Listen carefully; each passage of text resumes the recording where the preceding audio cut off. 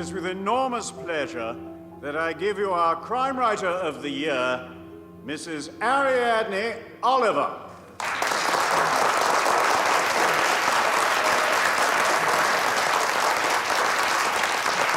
Surely you remember her? Celia Ravenscroft.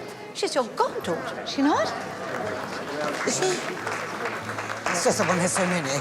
Mrs. Oliver, may I have your autograph? Thank you. Oh, that's Celia. I haven't seen her in a very long time. Thank you. May I confide in you?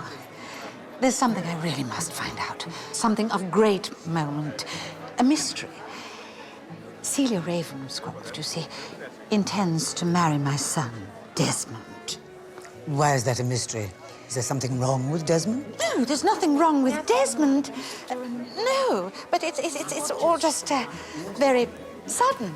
And one has to know about people, especially people one's welcoming into one's family. Mrs. Oliver, what I want to know is this. Did her father kill her mother, or did the mother kill the father? I don't think I heard you properly. Pardon? I know it was 12 or 13 years ago now, but it did cause a fuss at the time. You must remember, General and Mrs. Ravenscroft. Of course I remember. It's just I couldn't quite believe my ears, Mrs. Burton Cox. Mrs. Burton Cox. It has been nice meeting you. I must find out the truth. I'm at a loss to see how I can... Ask your goddaughter. Ask Celia, please. I shouldn't dream of doing such a thing.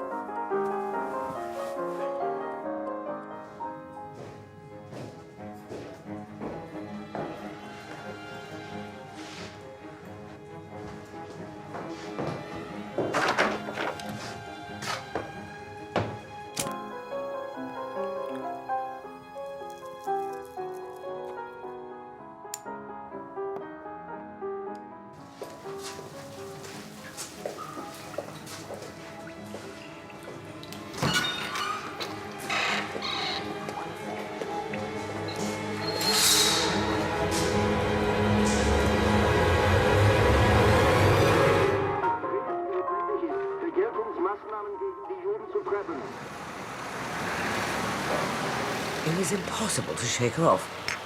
And now this frightful one wants me to quiz Celia about it. What do you think she's after? Je sais pas. I don't really know what I should do. What would you do, were you me? That is a question most difficult, madame. I know how I, Hercule Poirot, would act in any circumstance, but how you would act, madame, I do not know that. I do not know that at all. Excusez-moi, s'il vous plaît.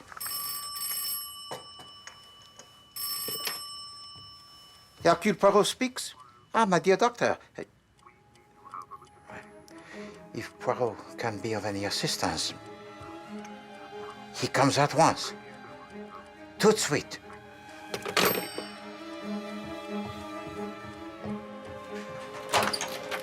Georges, my coat and my hat, s'il vous plaît. Yes.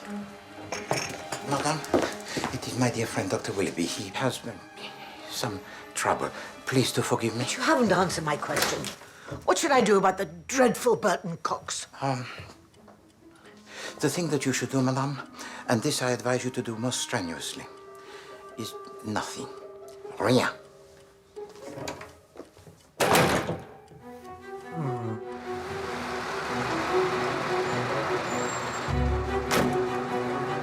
Yes. Thank you, sir.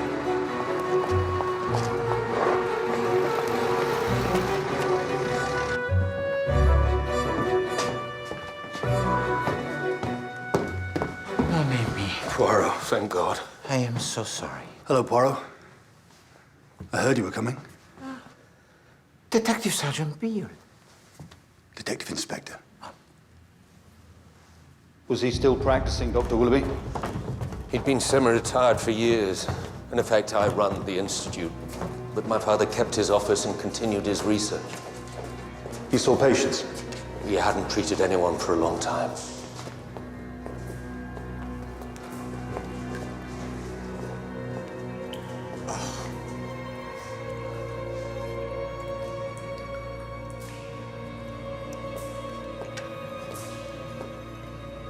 This, it is how he was discovered? That's correct.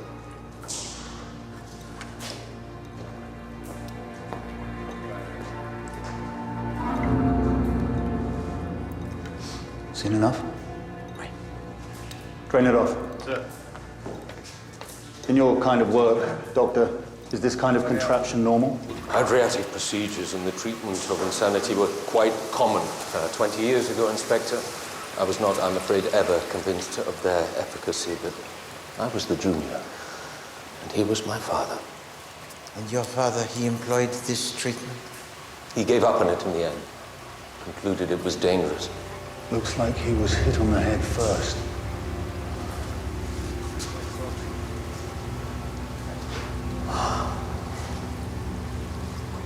Come away, Doctor. Hope you don't mind that I call for Monsieur Poirot straight away. No, I don't. Poirot and I have worked together before. I hope you don't mind my asking you to vouch for your movements last night. You surely don't regard me as a suspect. I'm just doing my job, sir. This was my own father. The procedure is quite standard, cher ami. Did you sleep at home? No. No, my wife lives in Kent with the children. It's not always convenient for me to travel home at night, so I keep an apartment here. In the Institute? Upstairs. Nothing glamorous. And that's where you stayed last night? Yes. Please, excuse me.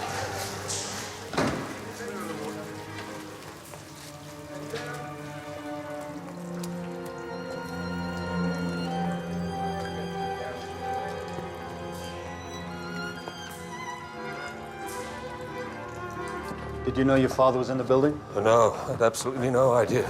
But he keeps strange hours. I mean, he kept. Dr. Willoughby, are you okay? There's a cop on the door. Please, don't be alarmed, Marie. This is my assistant, Miss McDermott. Who was it? Who are these guys? What's going on around here?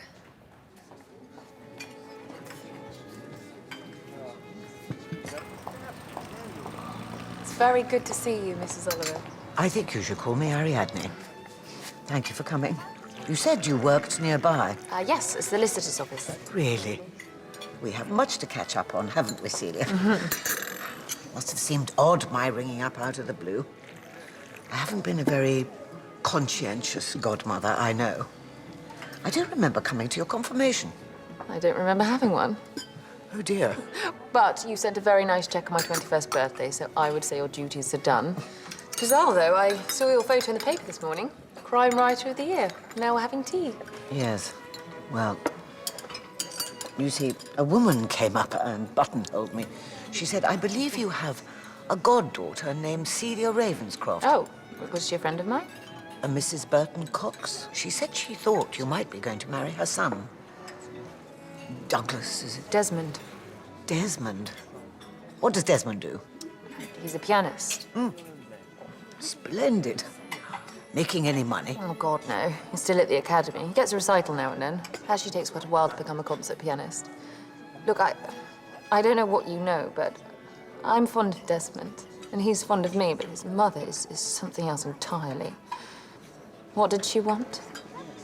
She thought that since you were my godchild, I might be able to ask you something. Something quite delicate.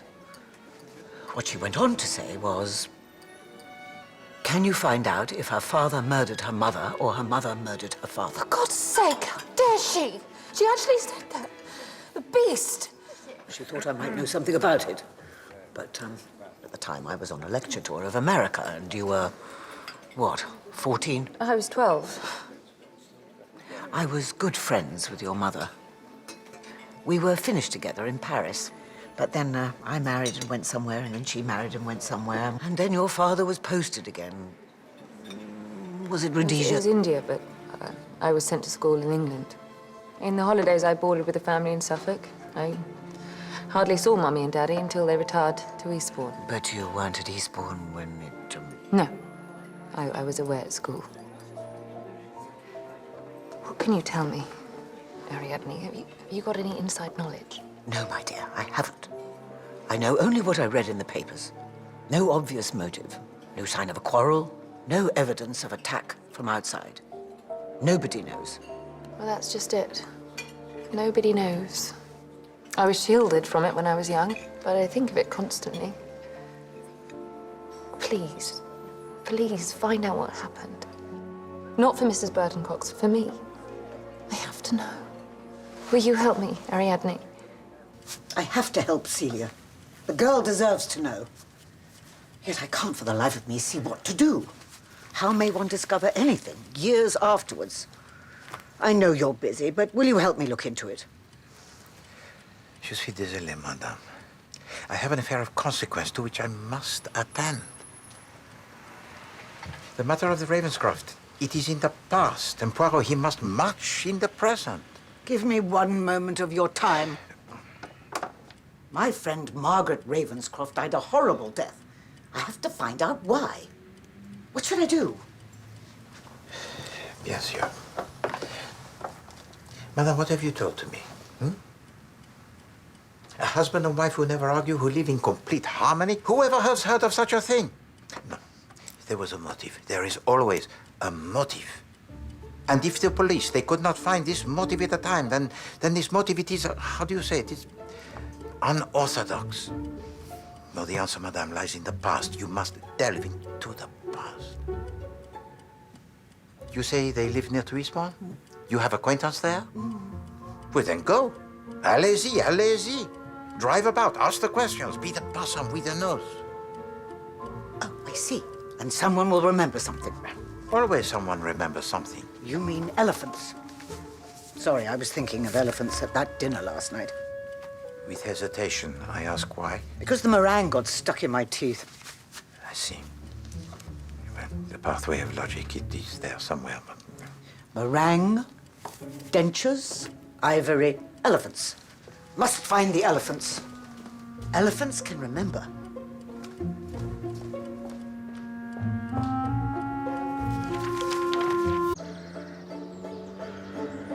Well, then go. Drive about, ask the questions, be the possum with the nose. If I had to say which was most likely, I should say my father. It's more natural for a man to shoot someone, isn't it? I don't think my mother would have fired a gun.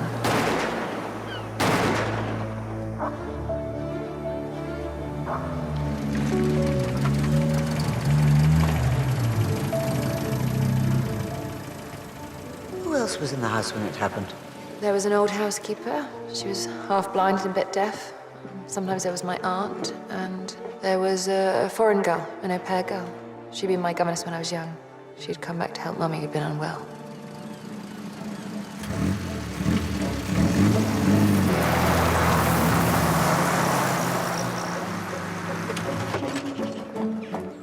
Ariadne. My word. Come in. Thank you. Where did we last meet? The Llewellyn wedding, was it? All the bridesmaids in vile shade of apricot. Funny the things one remembers. Bridesmaids, geldings, dogs. Other things one forgets. I saw my goddaughter the other day. Celia Ravenscroft. Remember the Ravenscrofts? The Ravenscroft.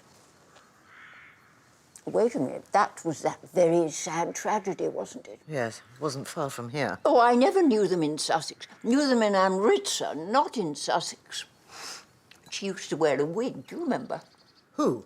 Margaret? Yes, she wore a wig.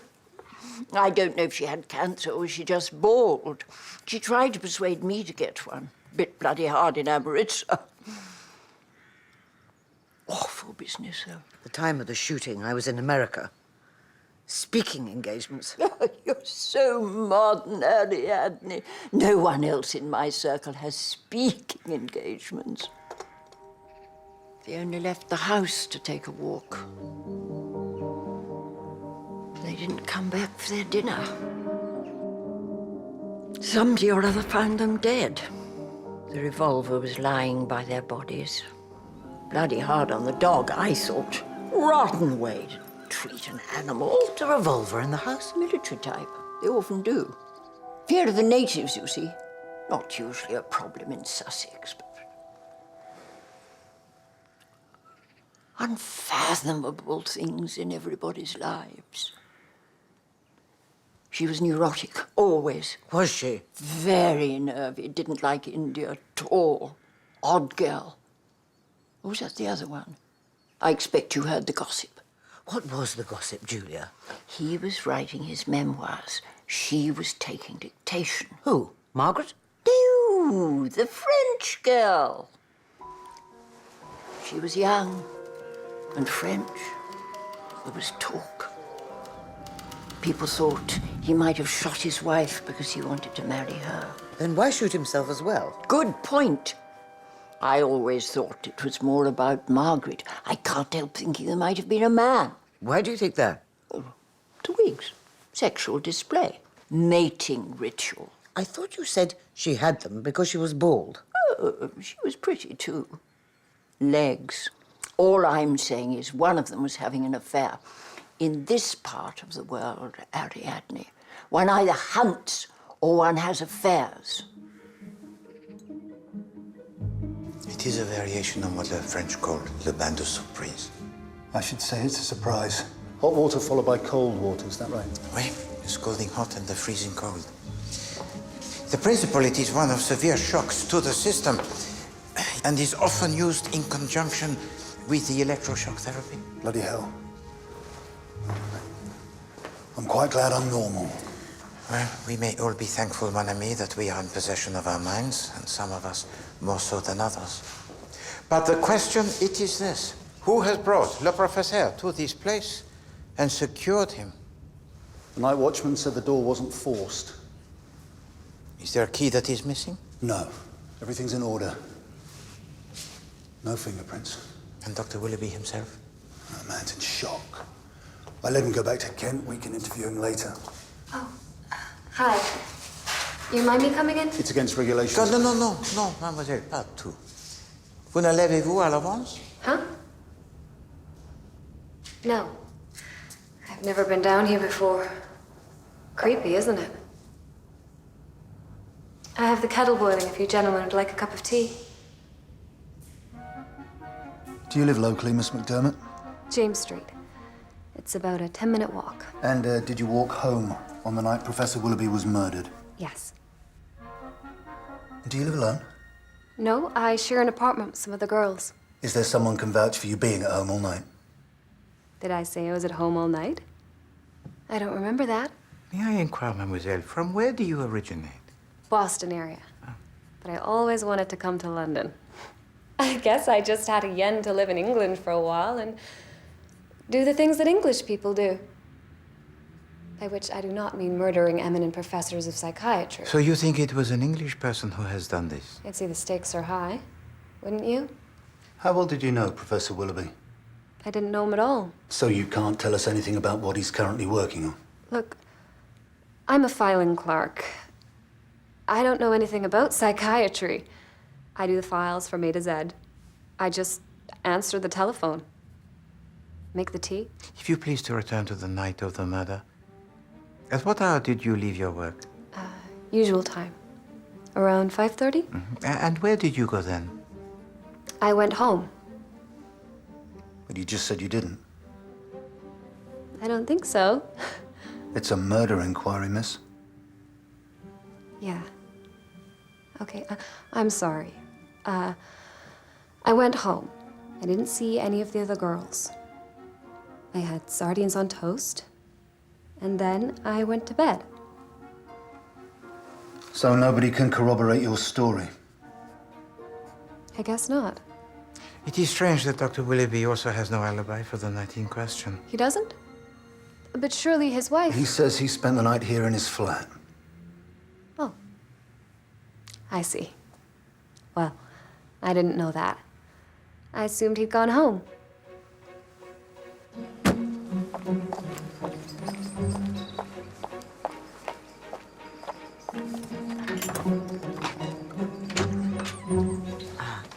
Nanny Matcham, I mean Mrs. Matcham live here? Who shall I say? Say, Miss Ariadne. Come in, Mum. Thank you so much. Well, well. It must be years. It is years, Nanny. What a lot of photographs you have. Yes, I have, haven't I?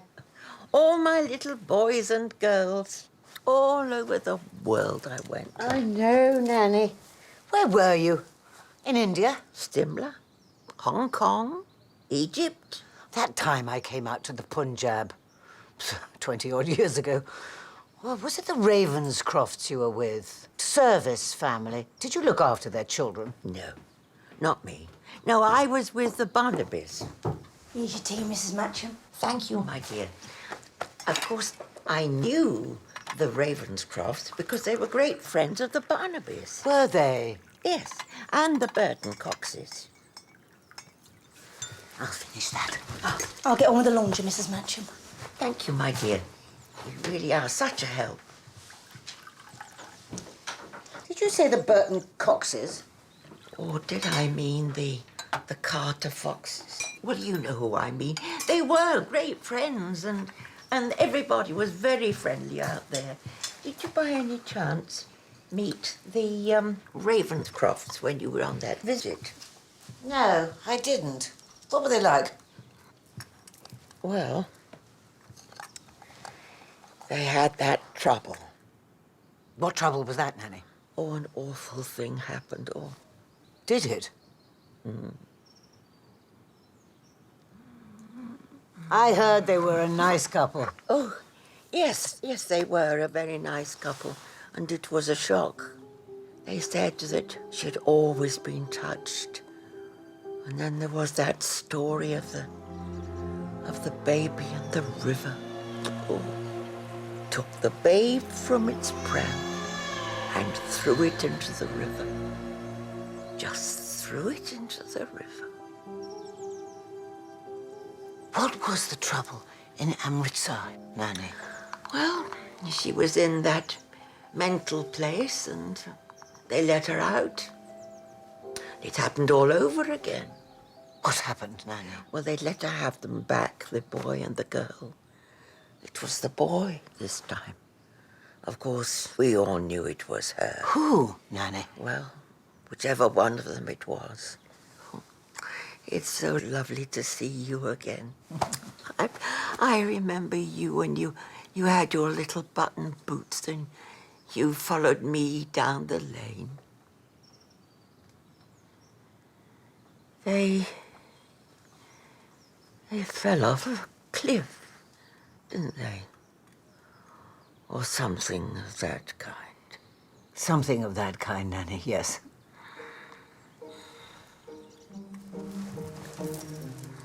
Nanny?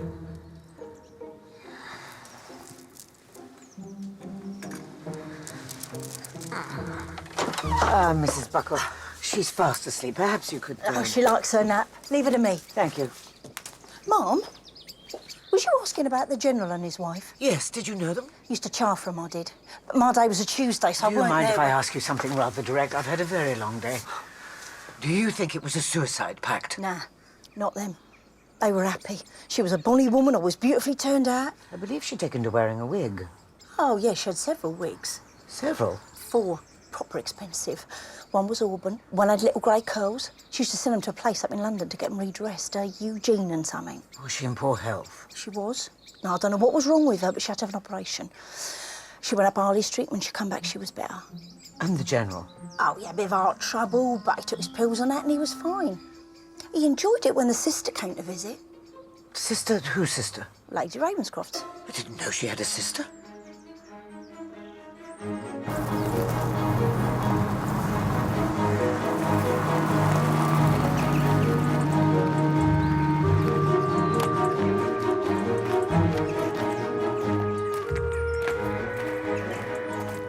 Sir, I appreciate this is a time of loss, but, you say Professor Willoughby was retired. Well, I said semi-retired. Did he come to the Institute every day? Well, my father kept to his own timetable, which was, I concede, erratic. He'd work all night and sleep all day if it suited him. Was he married?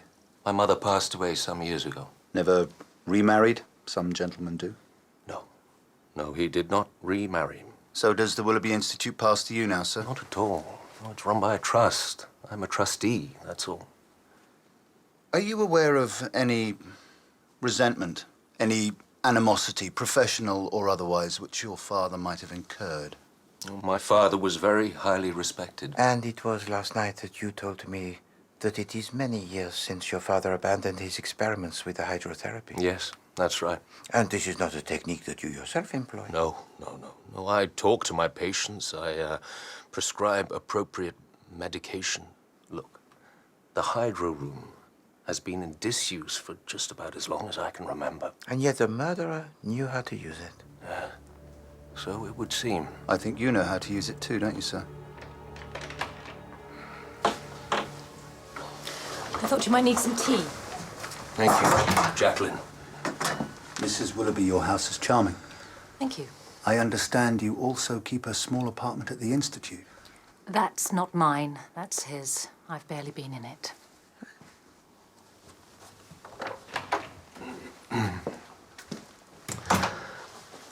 Sugar?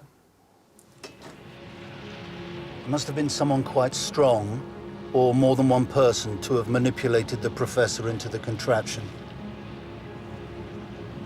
Either that or he got into it voluntarily. Why on earth would he do so? Je sais pas. But it seems as though someone is giving him back a soupçon of his own médecin.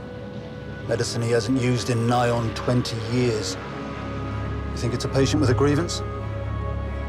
Peut-être.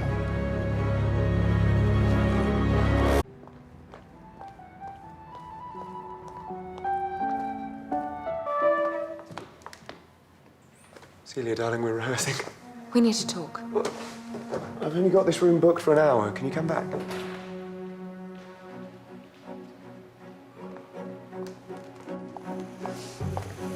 Hello.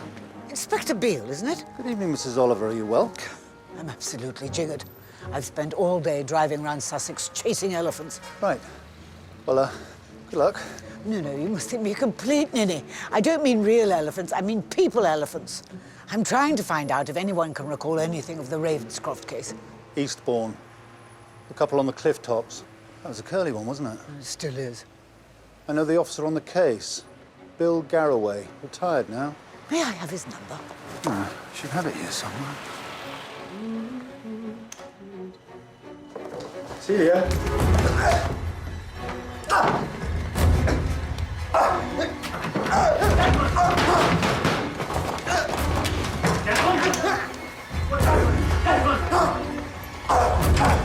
You all right?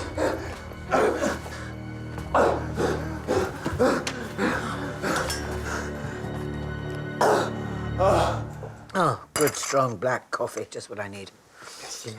These are all the people I interviewed. I wrote down everything that seemed pertinent, but it's such a muddle. The principal suggestions are these: that General Ravenscroft was writing his memoir of his India days, and that he was smitten with a young woman who acted as his secretary. The result being that he shot his wife because he hoped to marry the girl, but then was horror-stricken by what he'd done and shot himself. Or Margaret discovered the affair and then shot him and then herself. Oh, and Margaret had been ill, possibly cancer. It appears her hair had fallen out because she had several wigs. Oh, it just says here she had 4 wigs. 4. What do you think, madame? Do you think that seems a little excessive? Well, I do, really. I mean, you might have one and then an extra one for when you sent the other to be dressed, but why did she have 4? I haven't got anywhere, have I? Yeah. I think it will always remain a mystery, madame. And now, I must set myself to consider the case of Professor Willoughby. I bid you good night. I even went to see my old nanny. She knew the Ravenscrofts in India. She was sure there was a mental case in the family. One of them, Nanny wasn't sure which, was unstable. One of whom? One of the sisters. The sisters? Margaret had a sister. Never heard of her before. She wasn't at Margaret's wedding. That's odd in itself, isn't it? Continuez de parler, chère madame. Well, she was in an asylum for years.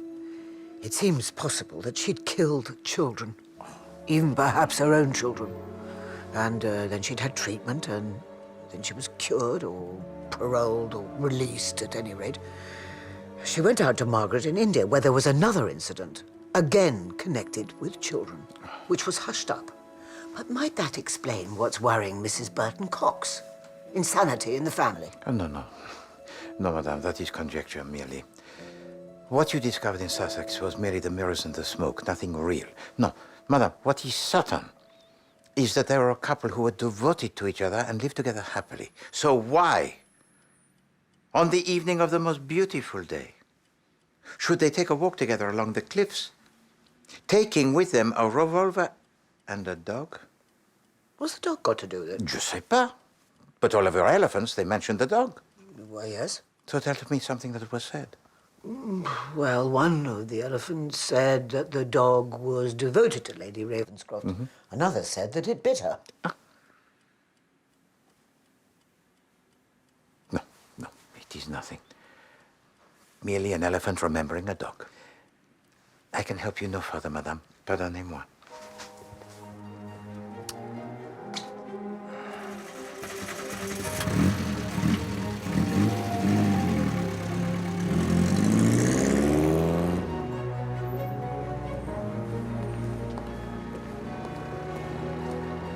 My name's Desmond Burton Cox. Ah, yes, I have heard of the inquiries of your mother. Monsieur, if you please to be brief, as you can see, I am very busy. My mother had no right pestering Mrs. Oliver like that. It's no concern of hers whether I marry Celia or whether I don't. But mothers are always concerned. She's not really my mother, I'm adopted. Why are you here, monsieur? Someone attacked me at the music school this evening. And you do not know who it was? No, I don't, but, well, the point is, my mother's a little unhinged. I fear she may have put someone up to it. Why should she wish to do that? When I was a child, let's just say she did some terrible things. Now she wants to stop me getting married. She's been trying to scare Celia with awful rumors. How long have you known Mademoiselle Celia, monsieur? All my life. My people were in India, like hers. I was boarded for the holidays in Suffolk. Well, we played together. But why should your mother wish to stop you getting married? Because she's mean, possessive. If you go against her, she's vindictive. When I was 15, she took me to a psychiatrist. Pourquoi? I'd formed an attachment to someone, and I wouldn't give it up. My mother was livid and marched me off to Dr. Willoughby. Please to sit.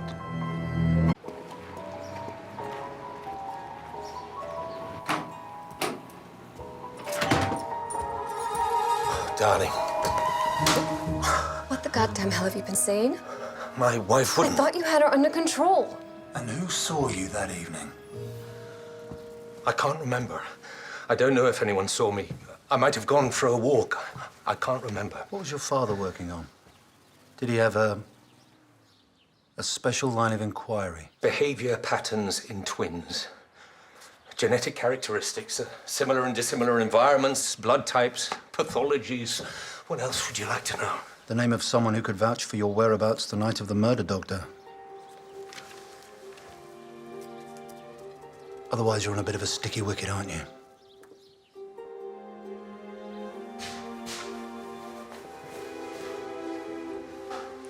Hey. Got a minute? Pardon? May I exchange a word or two, Detective Inspector? If you would be so kind. Inspector Garraway, if you please to tell us everything that you know. The Ravenscrofts married in 1913. She was a well-born girl, originally from Kent. She had a sister, Dorothea, who married a Captain Jarrow. They were blighted by misfortune, though. Dorothea's husband died in the war, leaving her with 2 children. The youngest, a boy, fell into a pond and drowned. At first, they said the older sister was to blame. But then, it turned out there was another story. One of the neighbors said the mother herself had done it. Got angry with the boy, pushed him in the pond, held him under. She breaks down under questioning.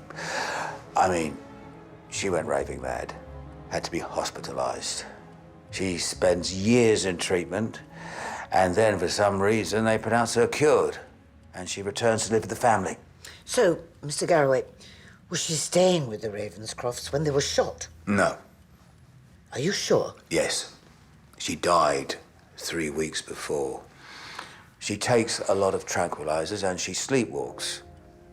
One night she leaves the house, wanders along the cliff edge, loses her footing, and over she goes. They don't find her till the next morning. Lady Ravenscroft took it very bad. Had a bit of a breakdown herself. She spends a fortnight in the sanatorium, and then she comes back, apparently better. 3 days later, she's dead. No one has the first idea of a motive then or now. The general has a good record, the wife is well liked. They play piquet in the evening, go for walks, no money worries. It's poor health, you know, but time of life.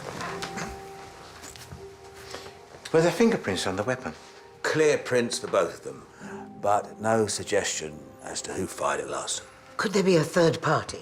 They would have had to have got ruddy close.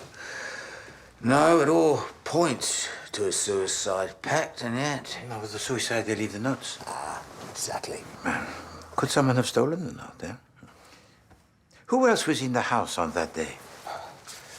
Let's see, there was a Betsy Whittaker, cook, housekeeper. Been with them since the dawn of time. Didn't see too clearly, nor hear too clearly either. There was a visitor staying, a Zelly Roussel, foreign. Don't think she understood much. And the gardener. His alibi stood up. That's it. Have you interviewed Betsy Whittaker? She was more concerned about the dog. Quite a shame. What do you think happened, Superintendent? I think old sins have long shadows. And that's what my mother used to say. Right. Madame, do we have the name of the supplier of the wigs?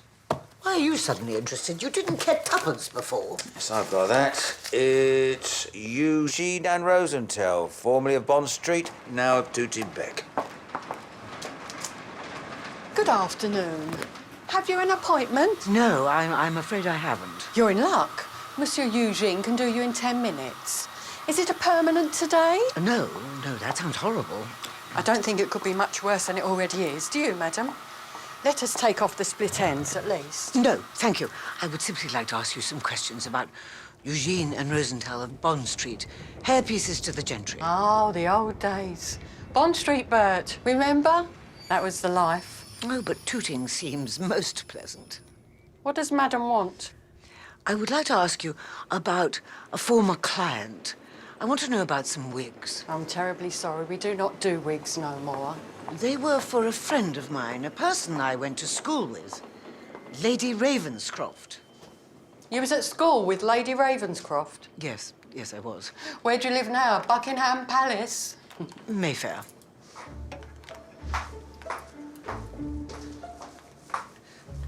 How may we be of assistance, your ladyship? Perhaps you remember the tragedy at Eastbourne 13 years ago. Well, I'm looking into it on behalf of their daughter, the Honourable Celia Ravenscroft. Oh, Lady Ravenscroft. Yes. She was so nice. And good-looking, too. I remember reading about it in the paper. She had 4 wigs, didn't she? Do people often have 4? Most people have 2. Lady Ravenscroft had 2 to begin with, then she ordered extra. Did she come to Bond Street to collect them? No, I think it was a young lady, a French lady, come up and give us all the sizes and colours and styles. There was one with a pretty grey streak in it for parties, and one with strawberry blonde curls, I recall. One of Bert's finest. I remember thinking when I read about the business, that's bleeding odd. It's only 3 weeks ago she's bought new wigs, and now she's gone and shot herself. Imagine.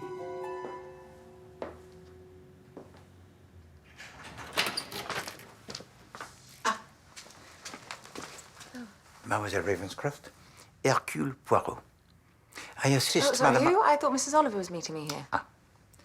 I see that Madame Oliver, she's been rather vague with her invitation. No, it is I that you are meeting, Mademoiselle. Please to permit.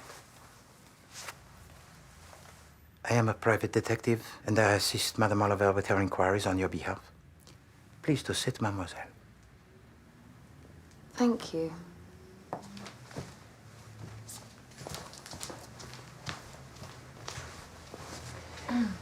Mademoiselle, Monsieur Desmond Burton Cox, he has been to see me. Oh, I thought he was rehearsing all day. There's a concert tomorrow, Beverly Hall. It's quite important. What's he doing talking to you? No, it was last night that he has come to see me, Mademoiselle. He cares for you most deeply. Mademoiselle, may I ask you a question that is personal? Look, I don't know who you are, so I don't... Do you wish to marry Desmond Burton Cox? Yes, I do. Satisfied? Then nothing should prevent it. If you are in love with Monsieur Desmond Burton Cox, then that is all that matters. The rest of your life with Monsieur Desmond Burton Cox is all that you should be concerned with, n'est-ce pas? Is he well provided for financially? Excuse me, that's damned rude. Pardon? He has a rather pitiful allowance. But I have my own means, you know. I work for a living. Ah oui, bien sûr. This allowance, mademoiselle, it is something that his mother could withhold? What, do you mean she'd cut off the money if he marries me? I hadn't thought of that. Do you know who is his natural mother? No, I don't. Does he? I don't think so. He doesn't worry about it. He's not a worrying kind, really. No, but you are, mademoiselle. May we? You are. Tell to me, if you please, Madame Burton Cox, was she friendly with your late mother and father? Did you ever meet her as a child? Can you remember? No, I don't think I did. I know she was out in India, my people were too, but I was at school or holiday in Suffolk. In fact, that's where I met Desmond. In the care of a French girl, je pense. Yes, Zelly. Oui. Lovely Zelly. Look, whoever you are, if I'm going to marry Desmond and live with him forever, I need to know the truth. I don't want dark secrets in our lives. I want the truth. But the truth, mademoiselle, she can be cruel.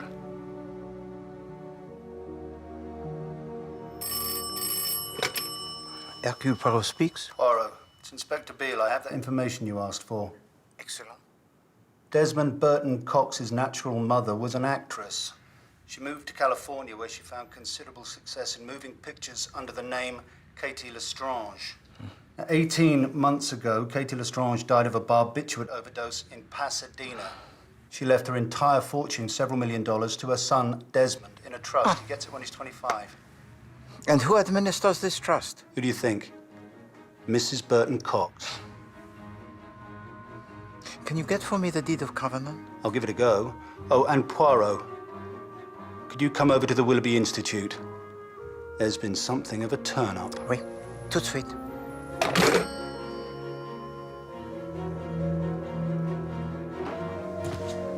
Miss McDermott, will you come in now, please?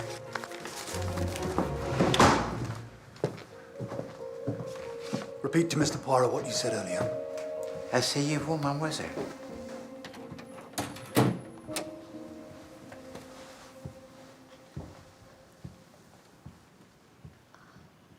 On the night of the murder, Dr. Willoughby was with me. Here, in his flat, in bed. He's a decent man. He's trying to save my reputation. But I can't stand by and see him swing for something he didn't do. And he was with you all of the night? Till dawn. Then we slept a little. Then I went home, had a bath, and came back to work again. It must have been at that time that the night watchman raised the alarm. David, Dr. Willoughby, elected to keep his mouth shut for my sake. But he's a fool.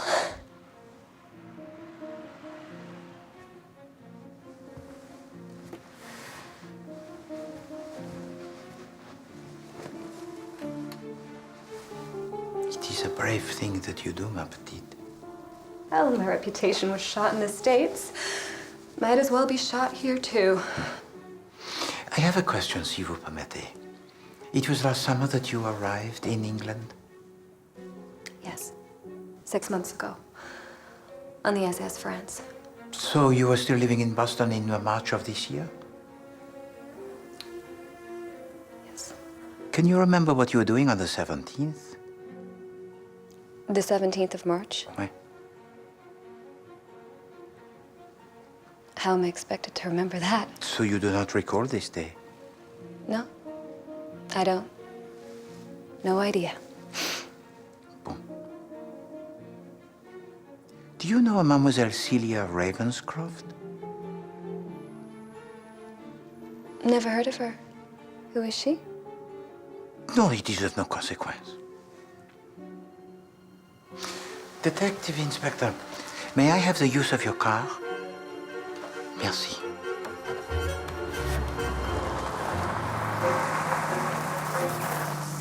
I'm not exactly proud of myself, Poirot. No. Things are pretty awkward around here. Somehow Jacqueline seems to have found out about the whole wretched business. You asked her to perjure herself in court and she would not?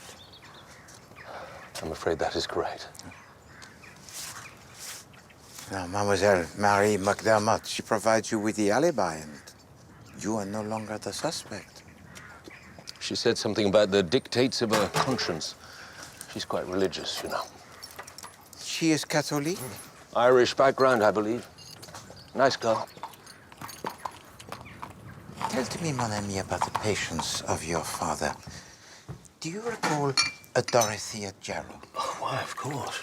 We treated her for quite a long time. My father took a special interest. Merci. She's dead now, isn't she? Oui, d'accord. What can you tell to me about her treatment? Well, Mrs. Jarrow was considered to be one of my father's triumphs at first. Her husband had died on the Western Front, and that left her rather fragile, I'm afraid. So she was disturbed mentally? No, at this point she was not thought to be. But her GP had called in my father because she didn't seem to be getting over her bereavement in the normal way, whatever that may be. Now, to my father's eyes, Dorothea's condition presented very decided dangers. She was prone to mood swings and acts of violence. He thought she should be kept under observation, and he was proved right, because then the first incident happened. Why? A boy he has drowned. Yes. How did you know? According to Mrs. Jarrow, her elder child, a girl, had attacked the younger, a little boy. She said she hit him with a spade and he fell into an ornamental pond and drowned. At first, Mrs. Jarrow's version was believed, and then other stories started to emerge. A housemaid, a telegraph boy, both said they saw Mrs. Jarrow push her son into the water and hold him under. Now, the court ruled that Mrs. Jarrow should be committed to secure psychiatric care, and she was. But you see, my poor late father subscribed to a new school of treatment, which held that once certain rehabilitation targets had been reached, targets attainable by hydrotherapy and electroshock, the patient could resume a normal life. And this treatment of hydrotherapy, it was administered to Dorothea? Yes. And in due course, 2 or 3 years, home she went. She was considered to be completely recovered. Shortly afterwards, she went to India and stayed with her twin sister. It was in Amritsar that... Excuse me, mon ami. Did you say her twin sister? Yes. They were twins? Why, yes. Madame Jarrow and Lady Ravenscroft? Margaret and Dorothea were twins? Why has no person told me this? But this was my father's special area of research. I thought you knew. No, He was an authority on twins. So perhaps Margaret suffered from the same malady as Dorothea? No. She was perfectly sane and devoted to looking after her unfortunate sibling. You see, General Ravenscroft had throughout paid for his sister-in-law to receive the best treatment in England. He was on good terms with my father. When they returned from India, they often had Dorothea to stay. Why was he so kind to her? Well, I think I can tell you that. When he was a young subaltern, Dorothea was considered a fabulously beautiful woman. Alistair Ravenscroft fell in love with her. And then I think he caught a glimpse. Saw behind the eyes the danger zone. And so, he proposed to Margaret instead. He marries the sister, but he's in love with them both. The devil. Well, Poirot, he owes to you an apology, madame. He is imbecile. I see now that the two cases are connected. There is a point of convergence which links them. Oh? What is that? The Willoughby Institute.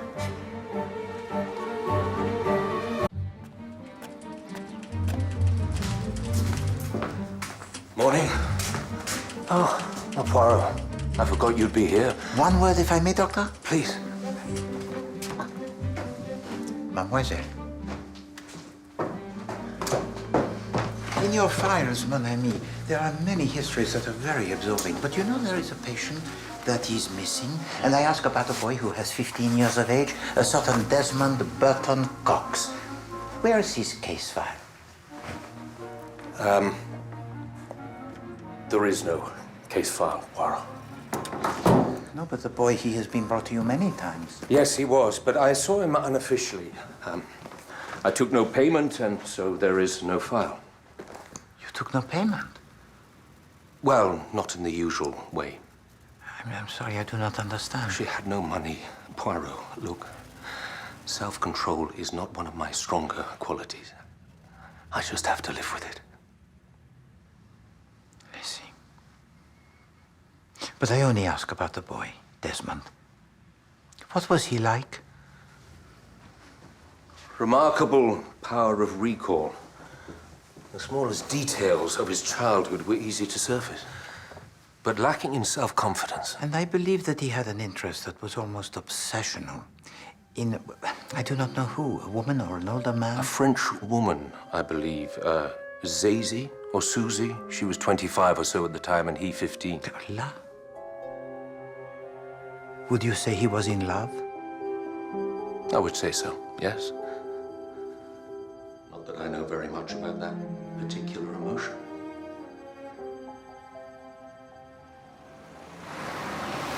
I've spoken to my goddaughter, Celia. Have you? Oh, good. What did she say? First, there's someone I wish you to meet.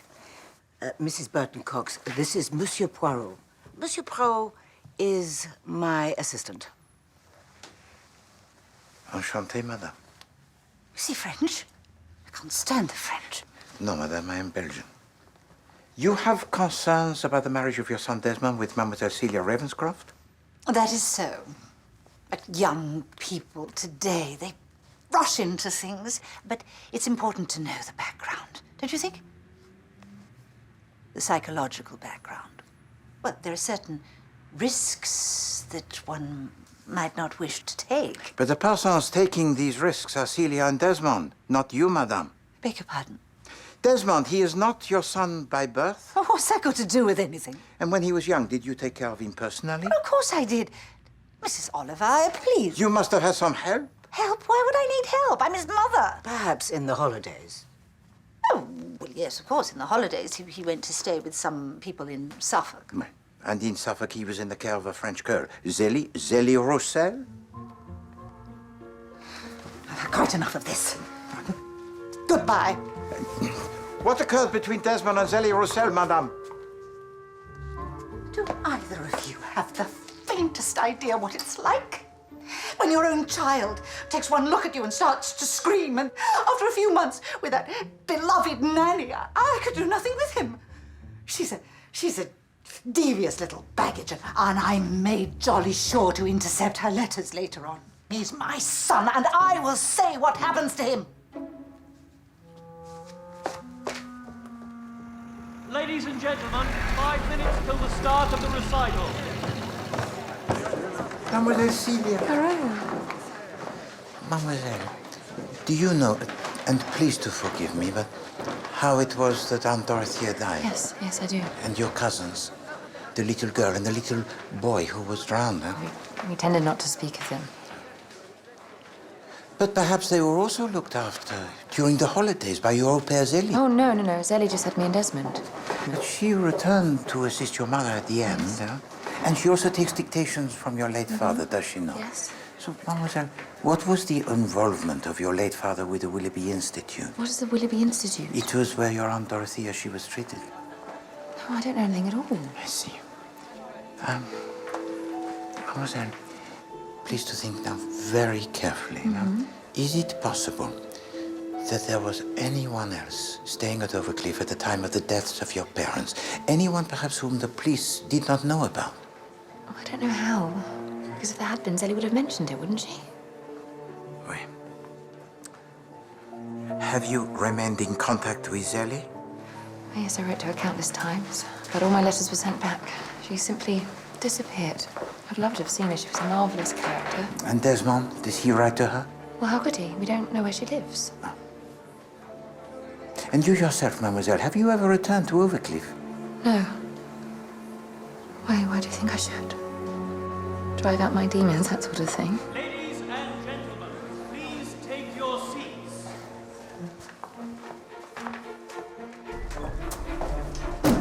Oh, dear. Madame Oliver. I'm so sorry. No, it's just that they're in and seated. I'm so sorry. Is Celia there? Yes, she is here. Yeah, good. That's very good. No, monsieur. Merci. The key, it is Zelly. Of this I am sure. Yes, but how do we find her? Miss Ravenscroft, good of you to come. Look at all those diamonds.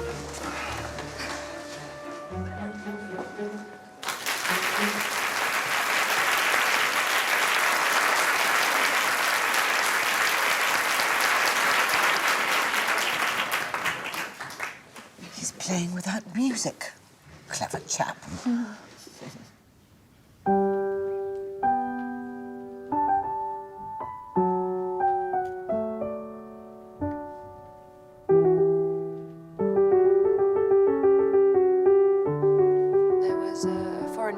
She'd been my governess when I was young. She'd come back to help Mummy, who'd been unwell. I'd formed an attachment to someone and I wouldn't give it up. After a few months with that beloved nanny, I could do nothing with him. We don't know where she lives, but all my letters were sent back. She simply disappeared.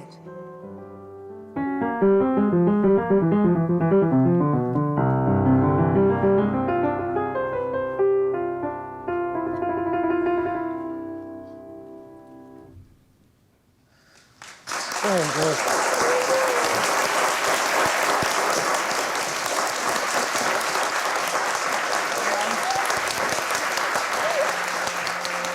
How long's the interval? That is it. That is it. How could I be so stupid? Enjoying it, Ariadne? Oh, there's a place laughing as I know.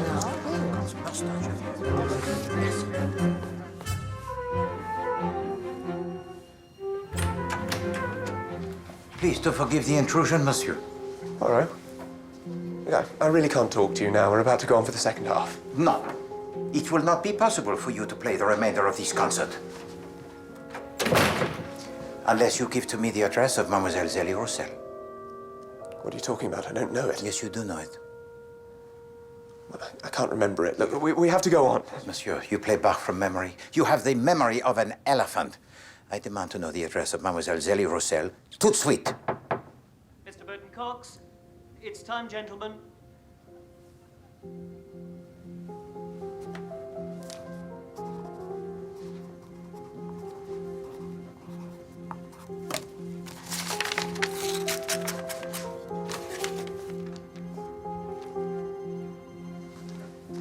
Merci, monsieur.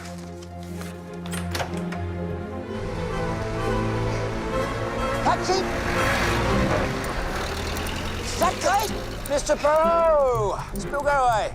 Ah, Superintendent. This is Spratt. The wife named him that. And she died. I'm stuck with it. Oh, Inspector Beale told me he'd be here. Asked me to deliver this.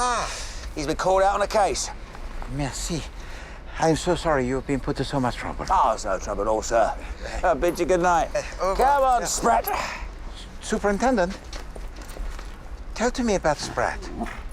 Does he bite? He bites his own backside, mainly. Not exactly clever. And please to recollect, the dog that lived with the General and the Lady Ravenscroft, did it bite? Oh, it's a funny thing you mentioned that, sir. The housekeeper said the dog had turned on its mistress a couple of days before. And sure enough, when we did the autopsy on Lady Ravenscroft, there's a couple of dog bite marks, maybe a week or two old. So that dog, it was clever, huh? Merci. Oh, taxi? Oh, where are you off to in such a hurry? Paris! Whitehaven Mansions and then Victoria Station for the boat train. En vitesse! You are, Governor.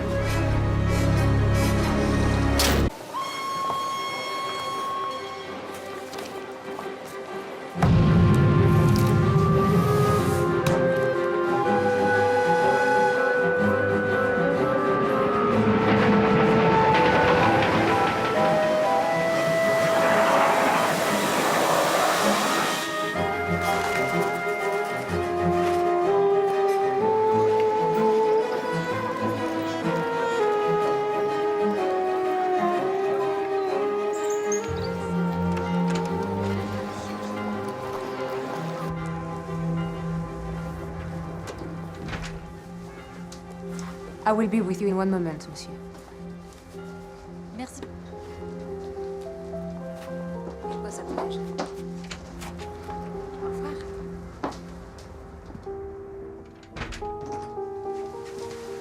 Hercule Poirot. Do I have the honor to address Mademoiselle Zélie Roussel?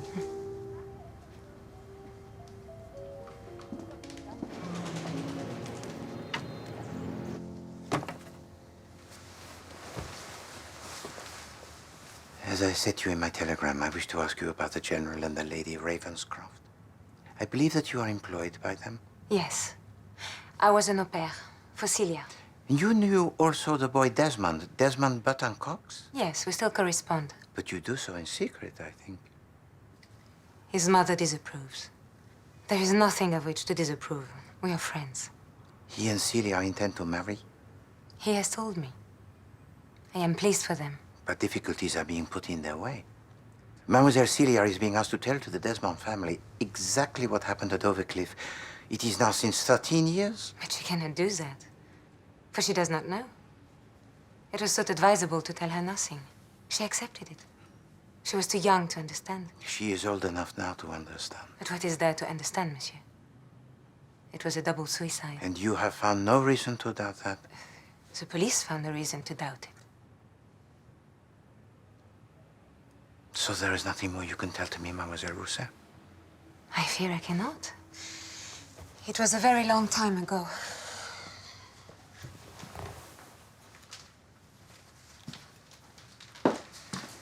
For how long were you living at Overcliff before their deaths? For 2 months? And the sister of Lady Ravenscroft, Dorothea Jarrow. She was also living there at this time, was she not? How much do you know?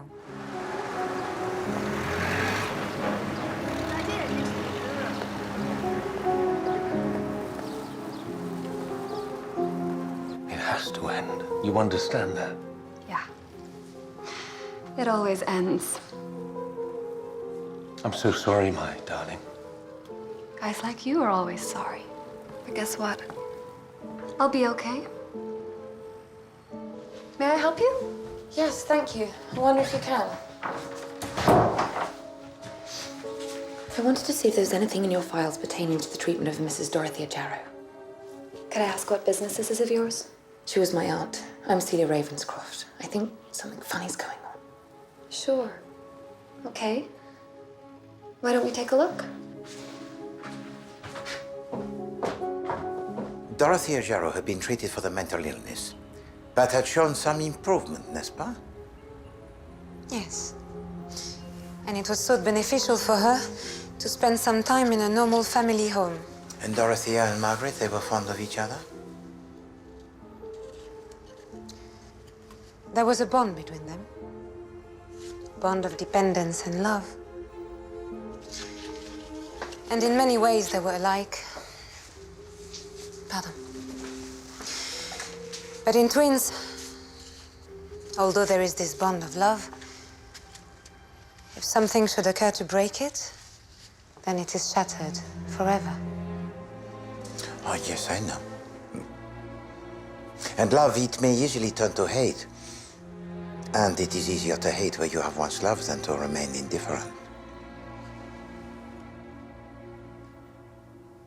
Do you speak from experience?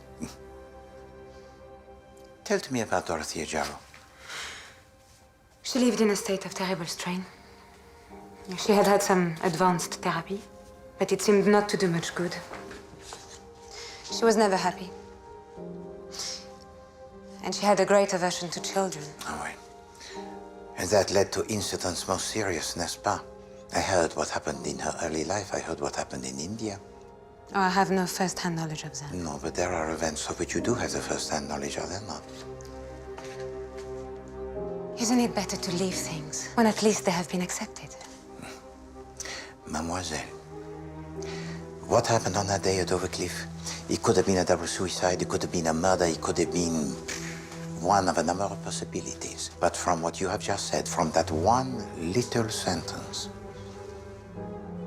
I consider that you know what happened on that day. And you know what happened in the weeks before.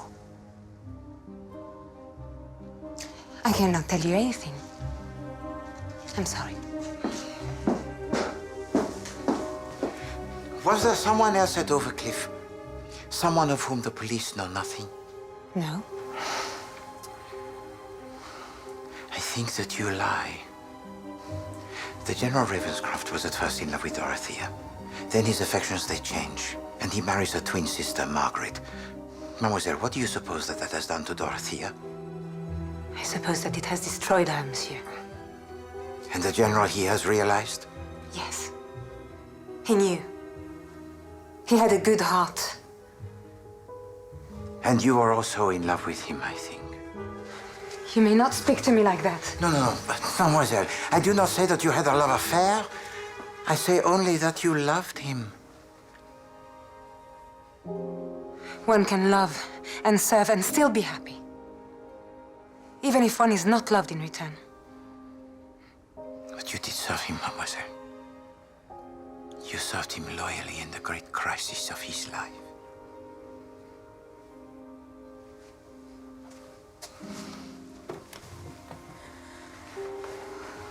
Mademoiselle, tell to me what happened.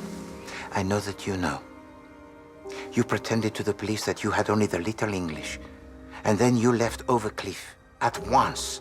But you were there. And I need you to tell me who else was in the house. Why should I tell you anything? My life ended that day. It was as if I had been shot. I have hidden myself away. Here in a back street in Paris, look at me. I've had no life at all. Why must I speak now? Because you have a heart, Sally.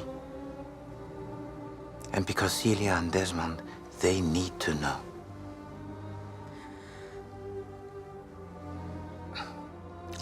Mademoiselle, neither you nor I are married. Well, we may never be married.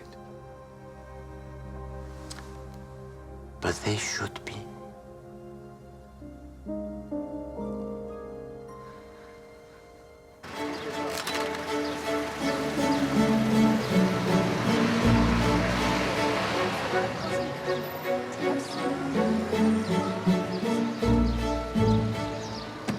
I do hope you had a nice time in Paris.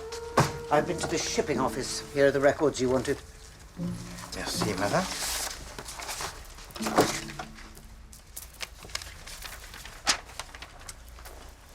Bon.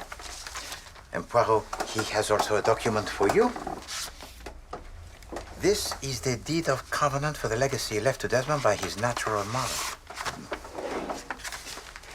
The trust, it is to be administered by Madame Barton Cox and her solicitor as trustees until he reaches the age of 25 or until he marries, whichever is the earlier. So if he marries Celia, he'll come into a fortune. Oui. But how does this fit in with Mrs. Burton Cox wanting to find out about the deaths of the Ravenscrofts? Madame Burton Cox, she is not concerned with the deaths of the Ravenscrofts. No. Her sole concern is to prevent the marriage. Why? Because she is stealing the money of Desmond and feels she has time to pay it back before he is noticed. So, if he marries Celia now... Fin de partie. I say, excuse me. I've lost Celia. I'm worried. She said something about going to Eastbourne, exorcising ghosts, or some such nonsense. This was straight after she came back from the Willoughby Institute. No. She has been to the Willoughby Institute. Yes. And now she's gone to Eastbourne? Well, she is in danger. We must hurry. Vite!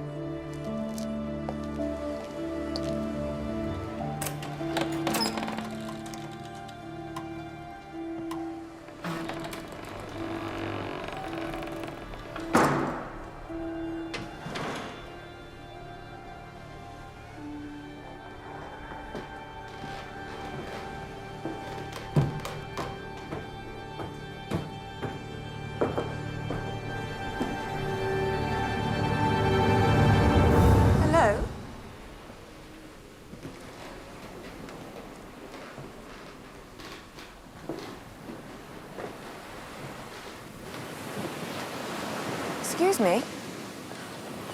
Excuse me? What are you doing here? Why are you...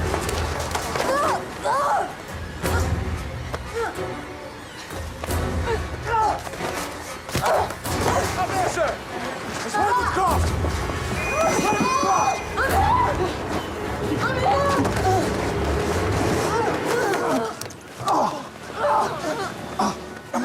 It's all right. We've got you. You're under arrest. It's all right. That's all safe. All safe.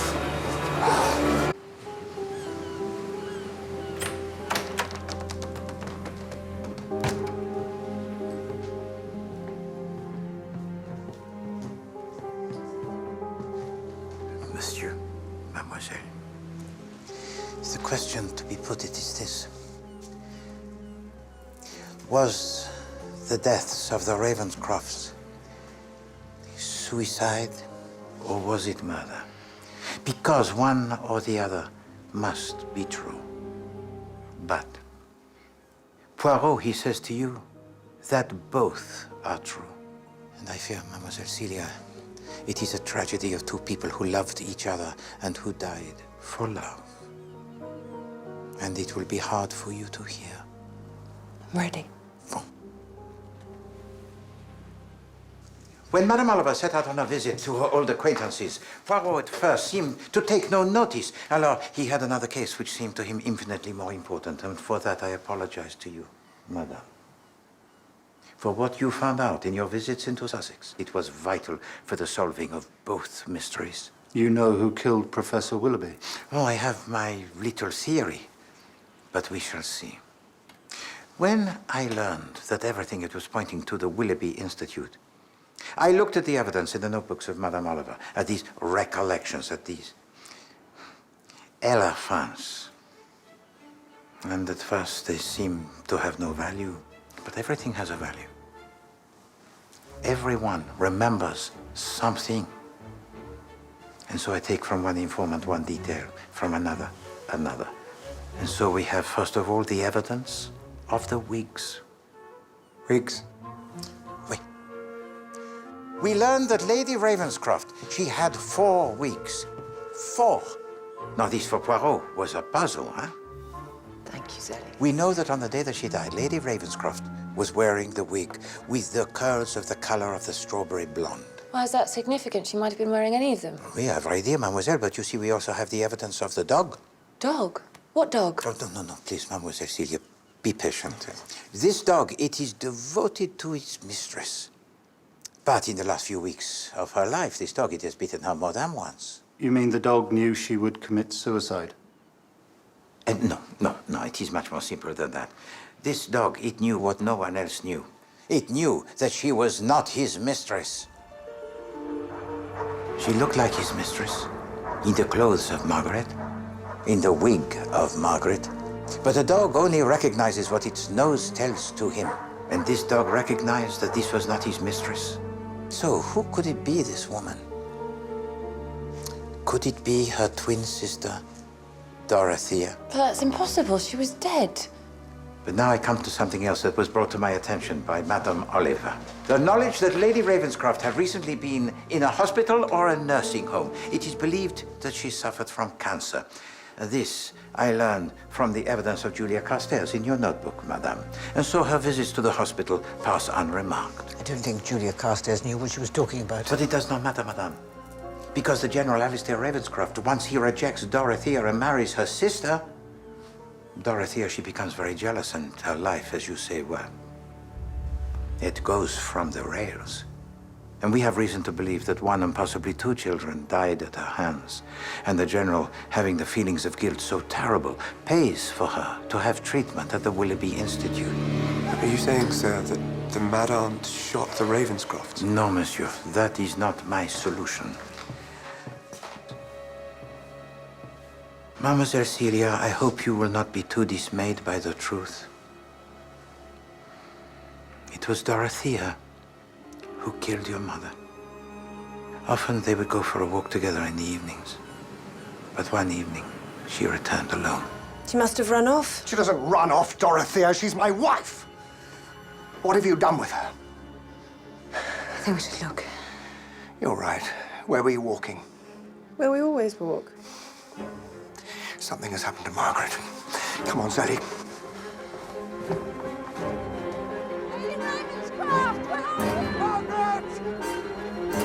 Margaret! Margaret! Margaret!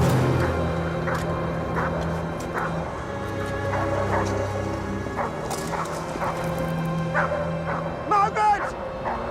Come on. We'll take the cliff path. Margaret! Margaret! Margaret, what happened? Was it your sister? It isn't her fault, Alistair. Damn her! What did she do? She pushed me. She doesn't know what she's doing. I know it's bad, Zelly. I know I'll die. No. I'll get a doctor. Alistair, stay. There's no time for a doctor. Please don't let her suffer for it. Don't let them give her that treatment again. Promise me, Alistair. Promise me you'll save her. Zelly. Yes. Make him do as I ask.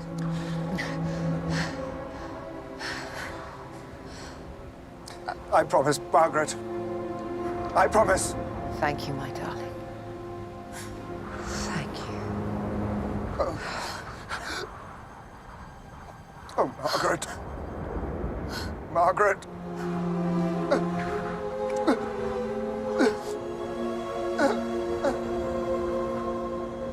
Celie wanted to go for help, but the General, he said no.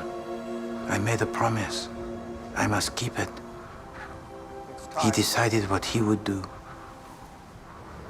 And he asked Zelie to help him. Forgive me, my darling. Forgive me.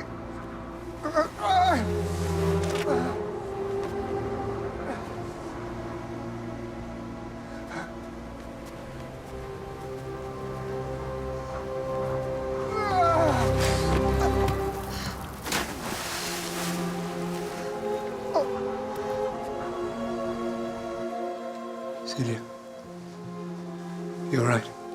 It's better to know. Go on. Hello, they made a plan. They agreed to say that it was Dorothea who walked in her sleep and fell to her death, not Margaret. They hid her in a cottage in the Downs for a week or 10 days. The General Ravenscroft put it about that his wife had suffered a nervous collapse and was in a sanatorium recovering.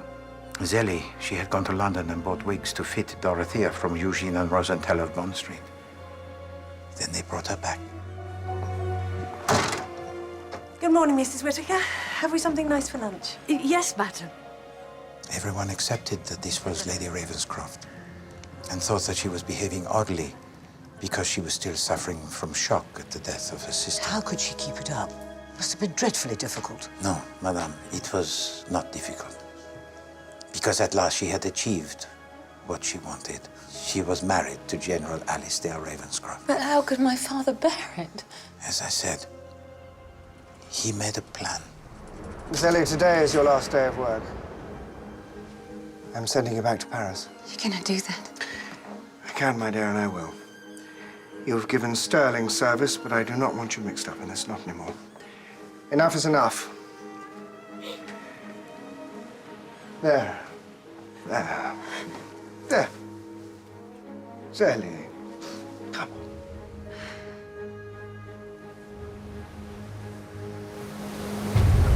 Stop here. Hold this. Why? Because I want to kiss you.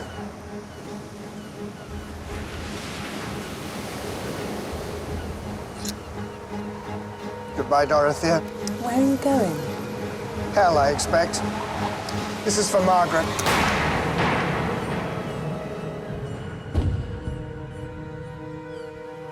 And this is for me.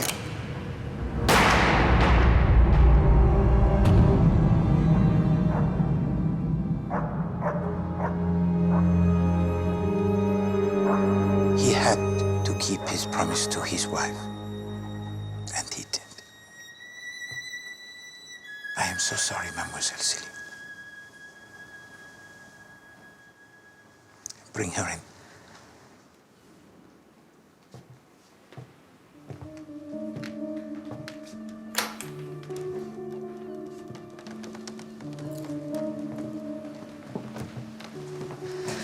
Just who are you? Why did you try to kill me? Please to take off her cap. This is Mary Jarrow, the daughter of your Aunt Dorothea. You're my cousin. How'd you work it out, Poirot? The Boston Irish, mademoiselle. They venerate the 17th of March. St. Patrick's Day. Oui, there is always the big parade. Everyone knows what they were doing on the 17th of March. Also your accent, mademoiselle. If you are from Boston, as you say that you are, in the state of Massachusetts, then you would pronounce the last letter of the alphabet Z, but no, you pronounce it Z. You are Canadian, mademoiselle, and Poirot, he has heard this immediately. Also, you say that you arrived here on the SS France, but no, Poirot, he has examined the list of passengers, and there is no Mary McDermott on the France. But there is a Mary Jarrow. Your mother killed mine. Celia, please. And it is you, Mademoiselle Jarrow, who killed Professor Willoughby. He deserved it. Did you see what they did to her? Those appalling machines? No wonder she went crazy. But how did you know? She was long gone. When I was at school, she sent me letters. I still got them. She told me what they did to her. She knew I was too young to understand. But one day, I would understand. And one day, I come back. Why have you waited so long? I had no money. I was just a poor secretary. I had to earn enough to get to England. Where you take a job at the Willoughby Institute? To be honest, it was too easy. I knew the professor came to work late at night, so I crawl into David's bed. And he likes a little sleep after pleasure. His little sleeps turn into longer sleeps. It was very clever, that. To pretend to provide an alibi for the Dr. Willoughby. Whereas, in fact, you were providing an alibi for yourself. That is clever. Cleverer than you think, madame. For then she goes to Jacqueline, the wife of Dr. Willoughby, and confesses her affair, so that this wife will not provide the alibi for her husband. Meanwhile, she has become friendly with Professor Willoughby. And no doubt you take a great interest in his work. I told him I was writing a book. I told him the Willoughby Institute was going to go down big in the history of psychiatry. And then you persuade the professor to show to you the hydro room. You hit him, you gag him, and then you drown him. Also, mademoiselle, I know that on the day that your mother died, you were here at Overcliff. You don't know that, Poirot. Oui, mademoiselle. Attendez.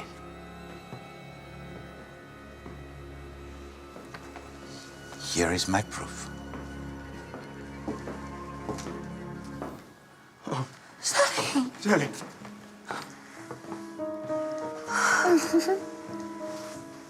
Oh, my children. I was listening. I have heard everything that was said. You know it is true, Mary.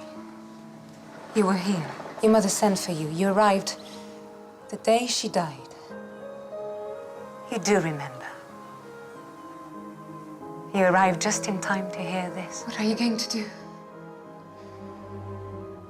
I'm going to shoot her. And then I'm going to shoot myself. You know what? I have this overpowering feeling that that's against the law.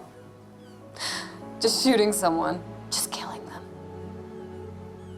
If I could have killed him over again, I would. Or was it you who tried to strangle me? All I wanted was to punish her, ruin her. Why should her life be happy? Mine wasn't. Mademoiselle Roussin. As soon as I knew what the General was about to do, I took Marie away very quickly. I thought her life would be intolerable if she stayed. I sent her to relations of mine in Montreal. I told no one. And I returned to Paris. I swore I would never speak of this. I have broken my vow. Forgive me, Marie. No, mademoiselle. You have done the right thing.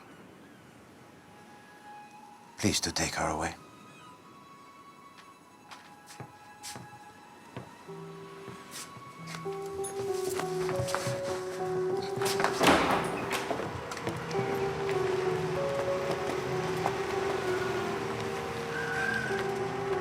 Desmond? Desmond, where are you? Desmond? You're with that girl, I'll skin you alive. Ah, there you are. Come home at once.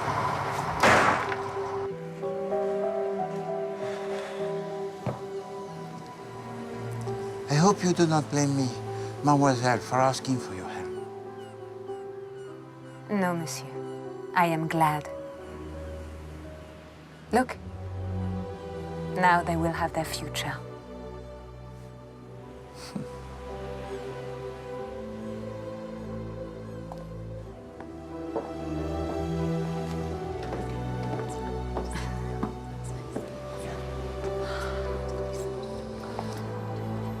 You and I are elephants, you know.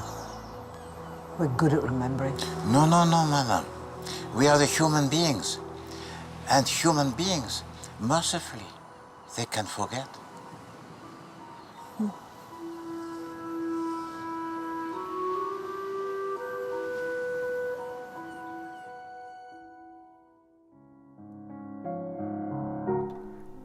Pauline Paradise may have a new man in her life, but her family still looks set to cause her grief.